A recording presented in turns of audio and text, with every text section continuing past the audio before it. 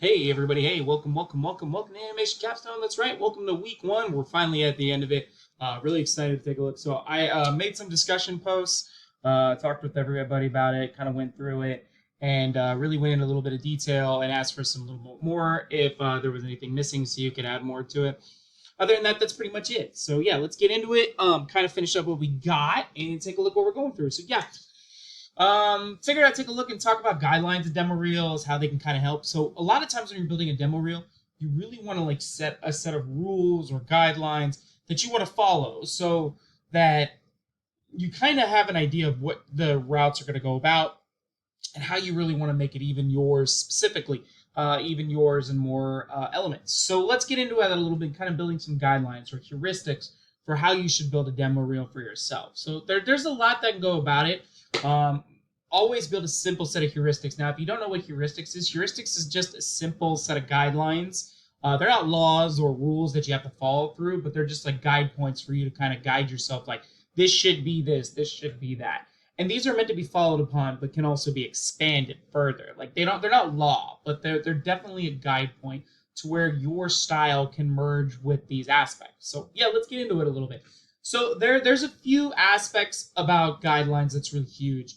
And these are some of the ones that I picked up while building demo reels over the years, and it really helps out. So the first one, it's all about quality. It's not about quantity. Now, and what I say about this, and I know I've said this through a few times where quantity is huge with me in a way, but I don't want to like a demo reel where it's like 5-10 minutes long of just nonstop stuff, and you're just throwing in every single piece that you think that can definitely work. It's not that. Like a minute and a half to 2 minutes of like perfectly good material is fantastic. And then that's really what you want to do. You want professional material, and you don't have to do like 20-30 pieces. You can find ways to expand the clip. Like say for example, you have a model, right?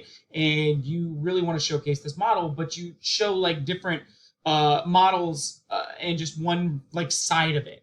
But then you showcase all these other models that are not as of that quality compared to the first. Well, why don't you just take the first and create a video of that model and do a full 360 video of it, just slow transition through it.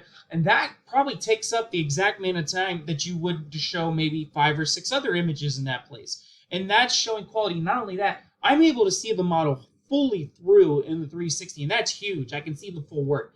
That's a way where I'm talking about. You can add quality rather than quantity, and that's a big thing right there. Always another thing too, use your best footage first and your newest footage at the top of the reel. You definitely want to showcase what you have first, or what you have your best and what you've done new first, because that just expands more than what you're doing for. And that's really huge there. Not only that, it's probably your most professional stuff since it's like the first, like it's your most recent work, and that's huge there. Another thing is also create the reel for the company, the project, or the technique that it's meant for. Because the people that are going to be viewing your demo reel are the ones that are going to be practicing these same techniques, the same companies, the same projects. You definitely want to build the demo reel for your target audience. So that's definitely huge. Make them specific to certain themes that they use. For example, if you're going to go get hired at Blizzard, use a lot of their style of font, or use a lot of like RPG style elements that can really make you stand out. That's what you need to focus on a lot.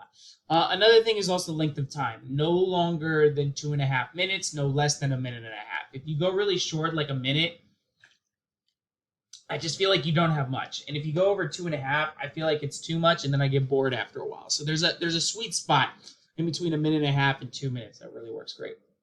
Not only that, another big is also make it accessible for everyone to find and easy to buy. Also, limit the file size as well. I've been in a lot of videos where I've gotten videos that were like 6 gigs to download. If I, as a producer, find that it takes me 10 minutes to download your video, I'm not even going to look at it. So make sure the file size is manageable, zip it up, do whatever you need to do to make it easily accessible and easy to view. That's the big thing. And finally, make it about you and your work. That's the big thing. Even though the video is meant to be targeted to certain areas, you have to show off your work. You want it to be about you, but targeted to these specific people. So that's the challenge in itself. How do you sell you and your work and show it visually that others will understand that you want to go to those routes? That's the big things that you need to ask yourself. Those are the big questions that you really need to go into detail, and that's really what's going to help you out further. Sweet. All right. Other than that, that's pretty much it. Just give you a heads up. Please make sure to finish your reply post by today. Also, initial post as well if you haven't done it. Other than that, your projects are due tomorrow, or your assignments are due tomorrow. And then you also have your live lecture, and that's pretty much it. So enjoy the weekend. Be safe. Have fun. If you have any questions, let me know. Other than that, take it easy. Have a good one.